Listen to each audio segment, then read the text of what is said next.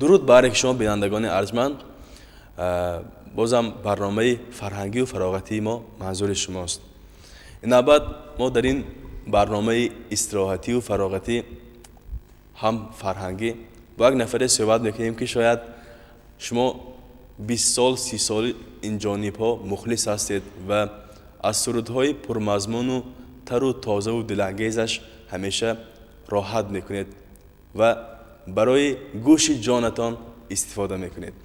این هنرمنده که امروز مهمان برنامه ما و قهرمان برنامه ما است، هنوز در سالهای بی سر و سامانی کشور نفری بود که برای مردم سرود میخوان و مردم را به یکدیگر فهمی و اتحاد و مردم را به دلگرمی زندگی دعوت میکرد. این هم باشد هنرمند شایسته جمهوری تاجیکستان استاد حسن حیدر.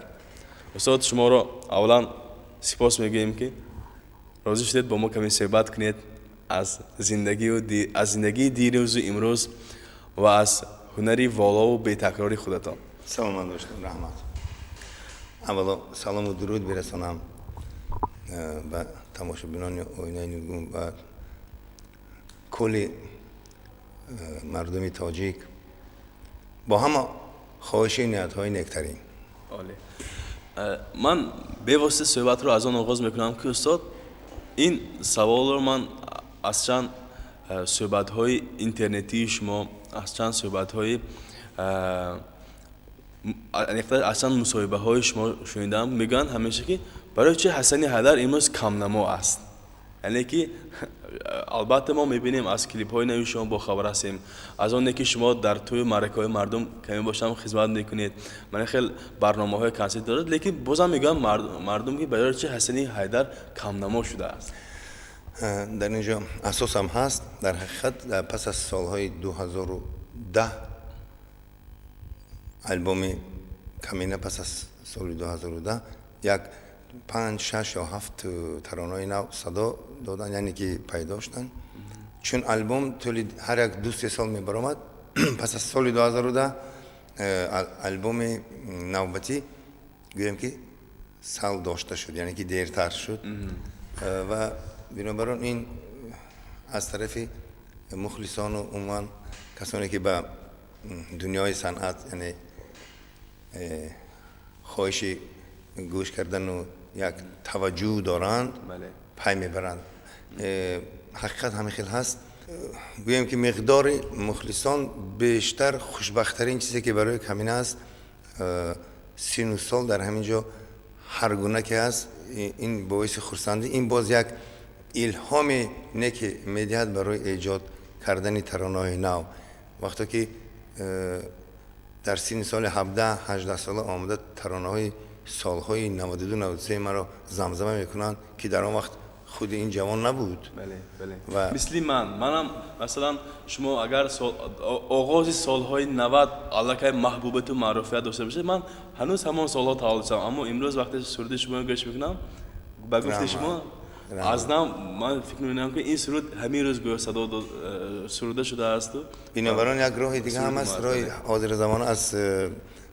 اگر از طرف دنیای موسیقی گیریم، اون ترانه ها را همه اونا را، نه که اونایی که هم وقت معرفی شدند و یک در بین مخلصان یک جای خود را پیدا کردند، یک بسیار آنها را، یک مقدار آنها را با کارکرد نو هم برای اونایی که میشنیدند پیش و هم برای اونایی که حالا مخلص ترانه‌های صوتی استرادی حاضر زمان هستند تیار نموده پیشنهاد کردن ممکن است.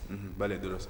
شما چه که کمی بیشتر گفتید، البته اگرچه در مابین کمی وقت گذراندم چیزای نو می شود، من در فعالیت هنری شما نوگانی ها می شود. بله. ما میدونیم که شما هنرمندی معنی سرا هستید و هم هنرمندی که وصف عشق میکنید، وصف عشق و محبت میکنید، وصف مادر و وطن میکنید. شما همزمان رهبری گروه هنری فارم هستید. فارم. لیکن زمان در انسامبل سپر هم کار کردید استاد؟ ما همکاری داشتیم با گروه سپر، همکاری داشتیم، لیکن در اونجا چون کارگر این انسامبل من کار نکردم، چون که ممکن شما در نظر دارید برای که در وزارت های قدرتی ما انسامبل یعنی که سپر هست در وزارت مدافع و انسامبل وطن در وزارت انسامبل سپر در وزارت کارهای داخلی و انسامبل وطن در نزد وزارت مدافع. من طول چند سال راهبر موسیقی انسامبل وطنی وزارت مدافع بودم. رفتی البته ترانه‌های نظامی بیشتر در گوییم که با زبان موسیقی مارش مانده می شود. اینو به همه معلوم است چون صف به صف در قطار با شرف با وقار در دفاع وطن همچو کوه استوار. این یک روش مارشی حربی حساب می شد و بیشتر خرسندی آور از آن است که پس از گذشتن این معرکه ها در قسم های نظامی این ترانه را می گیرند و یعنی خودی عسکران و افسران اجرا میکنند در همون گیم که دفتاز خودشان اونها استفاده برند و سرود وقتی که در خود همین چهاربینا صدا میداد و در همون روزی یکم بار صدا دادن سرود به نزد من آمده میگفتن که ما همین رو در قسمای نظامی خود استفاده بریم. البته این هم باعث خرسندی ما میشود چون که بغیر از آنه که مخلصا از در اجرای ما گوش میکنند باز اون استفاده برده میشود در خود قسمای نظامی. بسیار خوب. بسیاری مخلصای شما بر اون عقیده هستند که چون خانم شما در شهر مسکو در انسامبل هنری میراث امروز فعالیت کرده شدند، شما از همین خاطر زیاد در فدراسیون روسیه هستید و اونجا هنرنمایی میکنید. یعنی در کشور خودمان کمتر لیکن در شهرهای روسیه زیادتر. این در کدام اساس داره دوستو؟ مردم هم اروپا و هم مردم روسیه سالهای آخر ما می‌بینیم که توجه بسیارتر دارند به موسیقی شرق و در آنجا عموما این گروه موسیقی است و آنها فقط نوازش همین آمیختگی اسباب‌های شرق را یعنی در آنجا اجرا میکنند و البته این اسباب ویولون هم یعنی اسکریپکا یک گویم که جهت خاص خود را دارد چون که در دنیای موسیقی میگن که یک از اسباب‌های نازکترین است و مخلص شنونده این اسباب عموما در گویم که عمق خیلی زیاد است و باز تکرار شاید بگم که این هم همکاری با اون گروه البته این هم جمع و گویم که خرسندی و چیزی ما است که معرفی میکند گویم که از مملکت ما از وطن ما در این گروه در کدام سفرهای جدی که نباشد در خود روسیه بیرون از روسیه برنامه کنسرتی میگذارد. امروز چون مخلصان شما و من هم طریق رادیو طریق اینترنت از سرودهای نو شما با خبر میشیم، همگی یک مضمون دارن که باید ما امروز به قدر زندگی رسیم، به قدر دوستی رسیم، به قدر آدمیت رسیم و از خود نامه نیک گذاریم به همین مضمون. البته اینا همه خیلی در آغاز گفتیم شما هنرمند معنی سرا هستید و به مردم معنی رساندن میخواهید، اما چی سبب است که شما زیادتر میخواهید به مردم پیام رسانید که ما باید همدیگر رو دوست داریم و ما باید به قدر زندگی رسیم به همین مانندها؟ یعنی در این سمت شما شاید دیگه شکست دیدید یا این از حیات شخصی شما است یا تنها میخواهید به مردم همین خیلی یک پیام رسانید؟ پیدایش ترانه که دوستان مشکلی دور زمان میگذارد با سخن شاعر محبوب سعید علی مامور، این در یک مورد پیدا شد که در حقیقت هم اون روزها را مردم ما پس سر کرد، جوانان نمیدانند و الا هیچ ندانند و اینم با یک امر تقدیر است و عموما درباره این سالها فقط به یاد آوردن در وقتهای معین ممکن است و بیشتر درباره آنها سخن راندن هم سال نادرست است، چون که دنیا با امید است و چون در این سخنها گفته شد که دوستان مشکل در زمان میگذرد زندگانی به همه سو زیان میگذرد، یعنی که وقتی که حوز من این ترانه رو اجرا میکنم بسیار مخصوصا میگن که 20 سال پیش حسن در همین گپ رو همین سخن رو یعنی همین ترانه رو میگفت و بینید که در حقیقت هم همین خیلی شد اساسی و فکر من کار صنعتکار نه فقط ترانه رو زمزمه کردن با گویم که وقتی که مضمونا ترانه مرور زمان را انعکاس میکند و عیناً موافق همون سخن ها یعنی که تاریخی ما هم میگذرد این البته یک چیزی گویم که مهم است. امروز شما چی ایجاد کردید شده؟ یک از ترانه‌ای که در سال 2010 و 11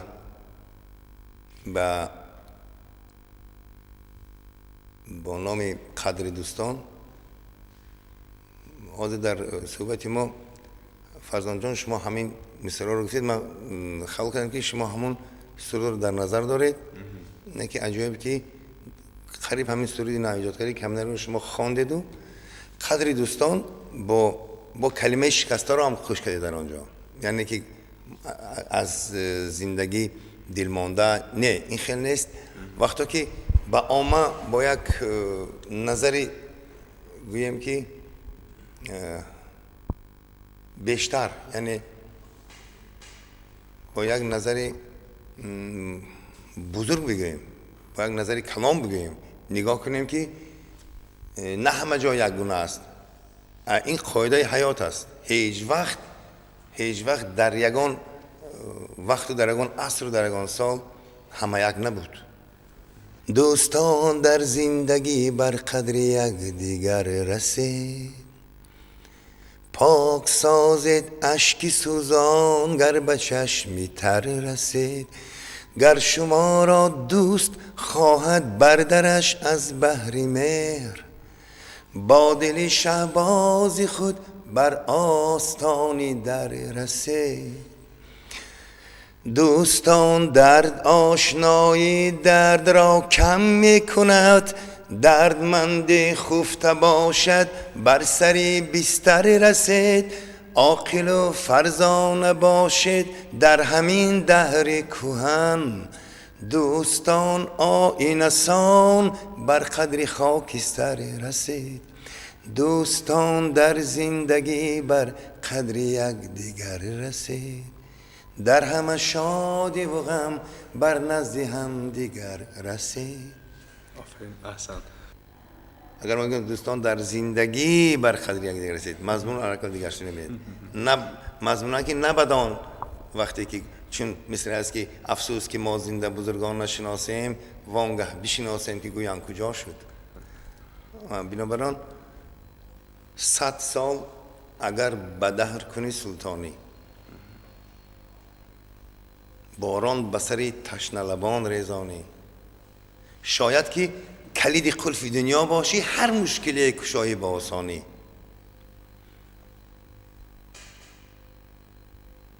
هر روز اگر کنی 200 قربانی با این همه قدرت دانندت هیچ گر بخبری زی عالم انسانی.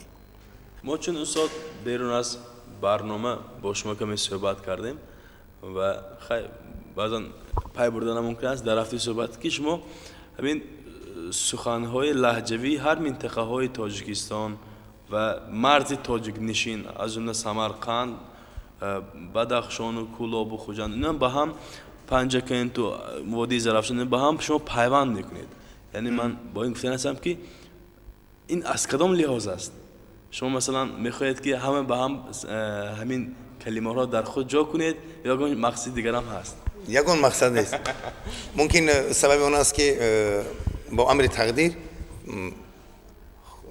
پدری کمینه از سمرقند بودن و خدا راشون را شاد کند سالهای من جوان بودم در سنی که 22 21 20 سالگی کس از دنیا گذشتن و من خشت تبرای ما تا در سمرقند هستن و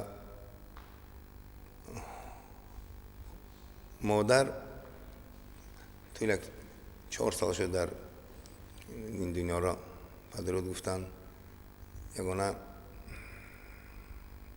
من پس از گذشتن مادر بزرگوار در به همگان معلوم است من دنیا در نظر دیگر میشد نابس از سین و سال. من چی گفتنیم؟ از سخن درباره لهجه سخن رفت، در یک کلمه روسی هست گونر یعنی که روشی گفتاری سخنرانی. در وقتی سخنرانی من کوشش نمیکنم که به همون